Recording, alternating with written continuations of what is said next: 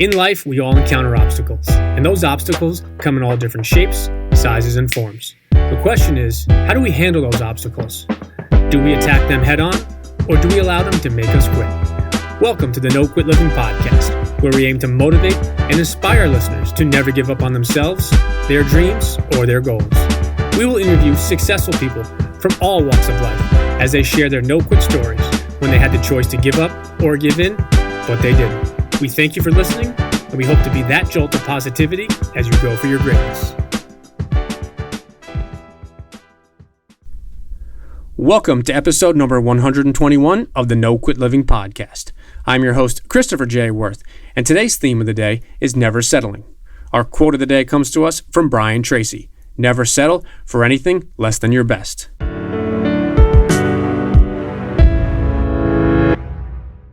It is an honor to bring you today's episode as we welcome our second former NFL player. When it comes to never quitting, I believe Nick Murphy understands what that means, as he was hired and fired 7 different times before the age of 26 during his professional football career. He has since redefined himself, remained resilient, and today he's helping others to be as successful as they can. I hope you enjoy today's episode. Nick, I'd like to welcome you to the No Quit Living podcast. Thanks for having me. It's great to be here. I appreciate it. So the first question we ask everybody is, are you ready to bring it today? Of course. I wouldn't be here if I wasn't. So the number one objective of our show is to motivate and inspire listeners to never give up. I was curious if you had either a story of perseverance or a challenging time that tested you and you kept on going and didn't quit. Yeah, a lot of them, actually. I think the most relevant one or the most high-profile one, I guess, is when I was trying to make it as a punter in the NFL. I was hired and fired 7 times by the time I was 26, bouncing around the National Football League, NFL Europe. Any one of those times I could have quit, obviously, after my rookie camp when I got cut by the Vikings, or any of the 2 times that the teams that had signed me drafted a punter, or any number of other times. So I think it's perseverance is just something that you have to have, whether it's in business, whether it's in sports, whether it's in life. And, it's football in particular, trying to be a punter. I like to tell people you've got a 3 times better chance of being a U.S. Senator than you do an NFL punter. And so perseverance was certainly something that I learned the hard way that way. 3 times better chance of being a U.S. Senator. I like that. There's 100 of them and there's 32 of us, so... That's interesting. So I have to ask you, during those tough times when you got hired and fired during your career, what is it that kept you going? Obviously, you had a goal and an objective, but what was it during those tough times that kept you going and kept you working out and kept you going to the next step? One of the best pieces of advice I ever received was actually in college. I played football at Arizona State, and I had a 5-yard punt that I just shanked to the high heavens in my first conference game at Cal, and we lost, and it was really tough for me. We lost by 1 point, not on that play specifically, but in the big picture that mattered. And I had my special teams coach at the time call me into his office. I was 19 years old. He just looked at me and he's like, "Nick, if you weren't good enough, you wouldn't be here." And like a light bulb went off, and I kind of carried that with me, that I had the talent. It was just a matter of finding that right opportunity, sticking it out, and making sure that mentally I was as prepared and mentally tough as I could possibly be to deal with the completely inevitable fluctuation, the ups and downs of sports. And so that was what kept me going there. And I think that's just a great life lesson for anyone that deals with adversity, because we all do dozens, if not hundreds of times across over the span of our lives. No, I couldn't agree more. And I think what I love about sports, and being a former athlete and coach myself, I think there's such a parallel to life in general and business and all walks of life. And it's not a question of whether you will get knocked down or whether you will encounter obstacles and challenges along the way. As you mentioned, dozens, if not hundreds of times, it's what happens that keeps you going during those processes. So I wanted to ask you, Nick, if you wouldn't mind just telling us a little bit about who you are and what you're doing today. Yeah, so after I got done playing football, I was 26 years old when I finally hung it up, and I needed to go find a job, right? So I didn't have a traditional background, didn't have any internships, had a lot of challenges getting interviews. When I got interviews, I was successful face-to-face, but it was hard to check that box. And so that experience brought me into the recruitment advertising world. And so I founded a video resume company, back in 2007, parlayed, very long story that we don't have time to share all of, but parlayed that experience into a career at CareerBuilder, Monster, and also at Indeed before I went out and started my own job site and became an entrepreneur for the second time. And I also host a podcast called the Job Lab Podcast that helps people close the gap between where they are and where they want to be in their careers, so that I can share all that stuff that I've learned with job seekers that need it the most. Now, if you don't mind me asking, it's a pretty niche market. How did you get into that? And clearly, you've been successful what you're doing as well as your podcast. But how did you get into that specific niche? I kind of fell into it, and honestly, it was just that athlete mentality. Really, like, there's a gap in the market here. There's got to be other folks like me, transitioning athletes or people coming out of the military, people that have skills and credentials, but not the typical status quo type slow growth to kind of punch your ticket into the employment world. And I don't have a lot of patience, and I believe that someone's going to create something. So we being 26 and somewhat naive, we just said, let's go for it. And I've stayed in it for this long because it's just fascinating. You can solve the same problem for companies over and over and over, but you're looking at it through a different lens. So companies that need to hire truck drivers have different challenges and see the world differently than companies that are trying to scale a global IT team that works remotely. So it's been super fascinating for me, just as a very curious person that loves business, loves innovation, loves digital media and advertising, and really wants people to live the best, happiest, most fulfilled, compelling life that they can. And all that kind of just intersects in what I do now.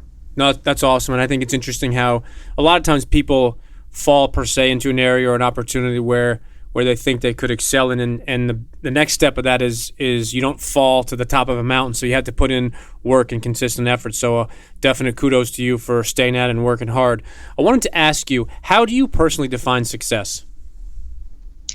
I love that you asked that question, because I asked that question at the end of my shows as well, and I've been stealing answers that I find are better than my own, to be completely honest. But living life on your own terms and being able to get up every day and know that you're serving people out there in the world, and that you're scratching your own itch for curiosity and growth and personal development, while not necessarily being a slave to a machine or a cog in a wheel.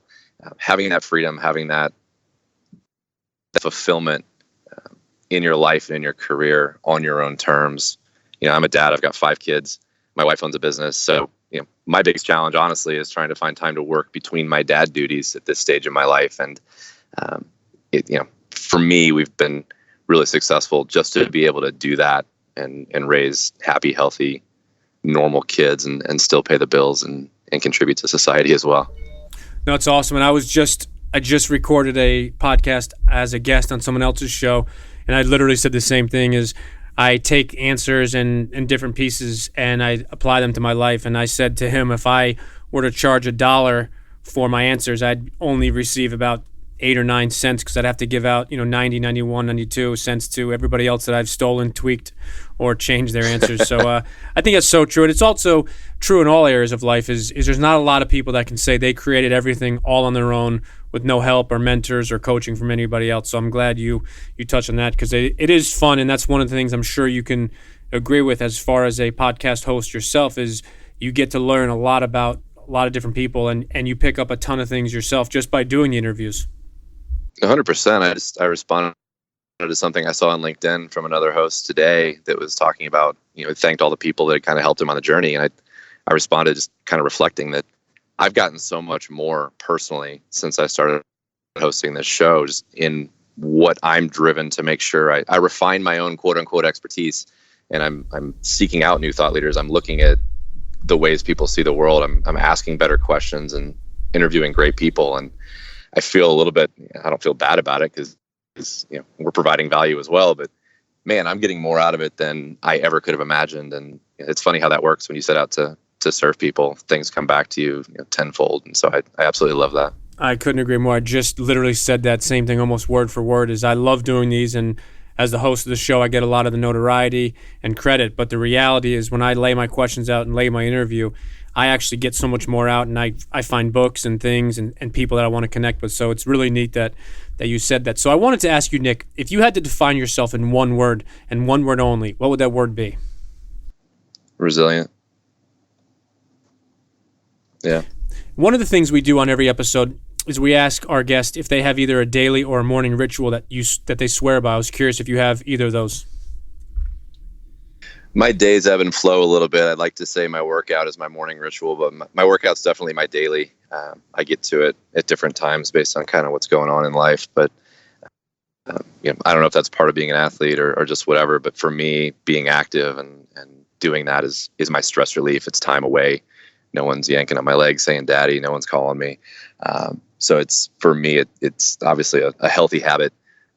Keeps me feeling good, keeps my energy high, but it's also a really great stress reliever. And so whether that's lifting weights, cardio, swimming, yoga, meditation, whatever it is that you as a listener are into, find a way to incorporate it every single day and protect that time, like protect that as if your life depended on it, because it's one of the most important things we do for ourselves.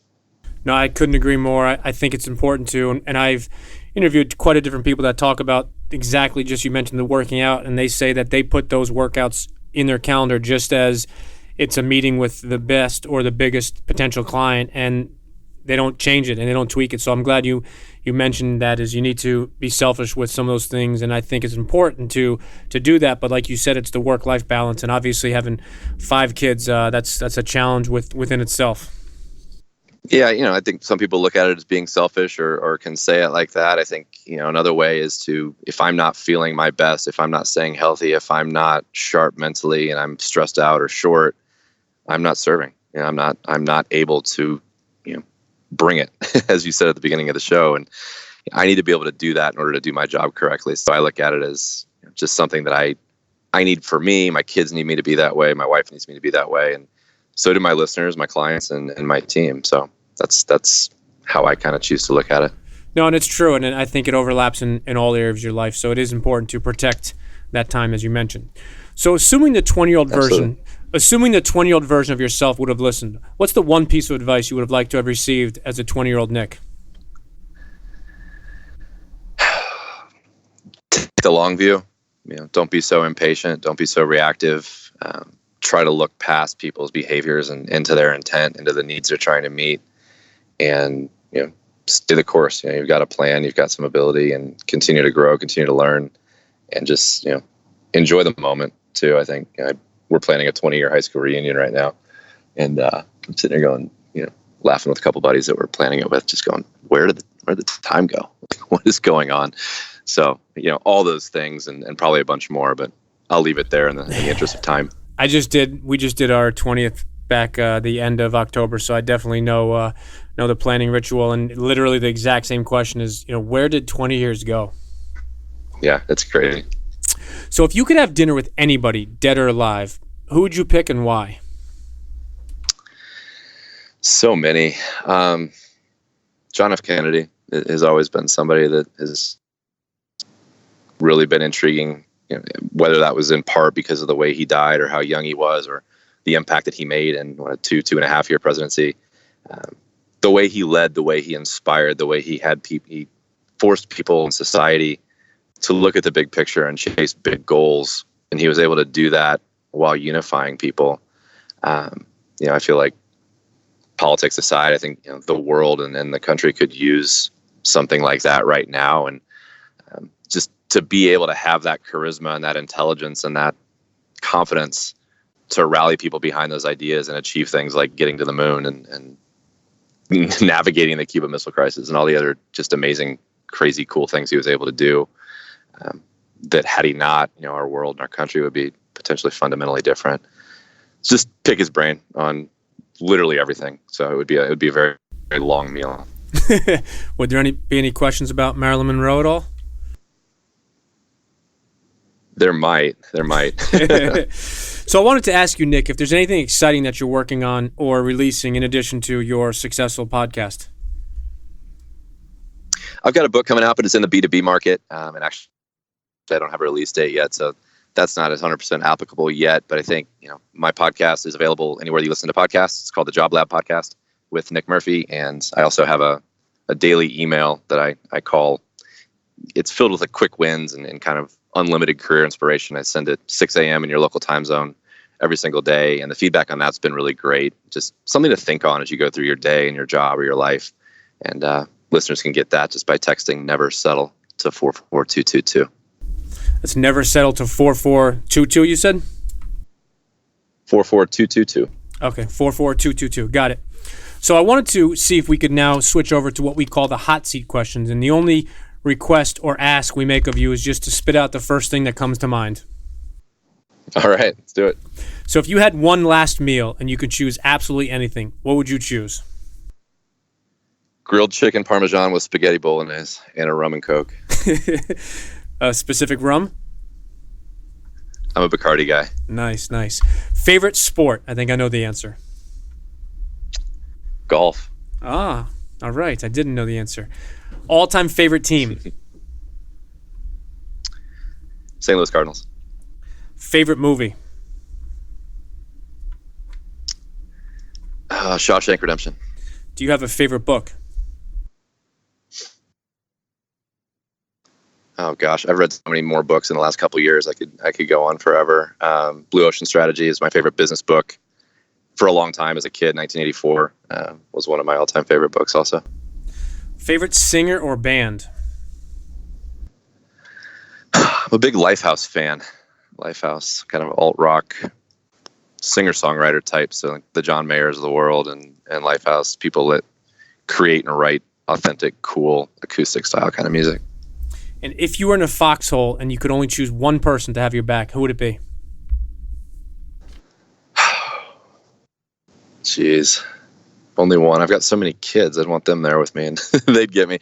Probably my wife. Awesome. So now I want to switch over to a couple questions and we'll wrap up. Is what is one thing that you wish you knew 5 years ago? That it's fully possible to recreate a career and chase what you really love doing and make money without having to settle for where you are in your job. I think I inherently knew that, to be fair, but I hadn't proven it yet. And so I took that leap. That gives you guys some insight into kind of what I talk about on my show. But a lot of it's that mindset, attitude, self-help meets career life, pushing those limits and really getting over some of those condition limitations we put on ourselves. No, I think that's so important. And like you said, we both have sports backgrounds and playing and things, and I think there's so much overlap. And you touched on something. It's the mindset. I think the mindset is such an awesome thing. So I wanted to ask you, if you could snap your finger and fast forward to exactly 1 year from now, and you could have accomplished anything you want, what would that one thing be? I'll have pulled as many listeners as possible into the show and given every single one of them at least one aha that changed their perspective or the way that they look at their career and what's possible. That's great advice. And before we let you go, I wanted to ask if you have any parting words you'd like to share or leave our listeners with. My tagline, my hashtag on our show is never settle. And I think whether that's in a relationship that isn't fulfilling anymore, if that's in a job you don't like, if that's, with your peer group, if that's in a strained relationship in the family, don't settle for the status quo. And you can simply decide to do it different and do it better and take small actions towards making that a reality. So, the world's your oyster is a cheesy cliche, but you really are fully capable of doing what you want to do. You just have to decide to do it and start taking some tiny, tiny action towards it. And amazing things can happen. That's great advice. And obviously that fits well with our no quit drive and what we talk about and how we try to get each and every day in our episodes to inspire and motivate people. So last question, Nick, is for our listeners that would like to connect with you or follow you, what's the best way for them to do so? Yeah, I'm on LinkedIn, Instagram, Twitter. I think the easiest way to connect on a daily basis would just be that, text never settle to 44222 and get that daily dose. All my links to social stuff are there, but if you don't want to do that, you don't need any more emails, I understand. Find me on LinkedIn, and it's just the LinkedIn URL. I'll give you that. You can put that in the show notes if you want. No, I appreciate it. Well, listen, Nick, I think it's been a fun time talking to you. I appreciate you sharing what you did and opening up a little bit about your past. And I think the best advice that you left our listeners with is it's always an opportunity to create either a new career or take that lane change. You just have to take little small pieces of action. So thank you so much for your time as well as your insight. Yeah, thank you. It was an honor. Thanks.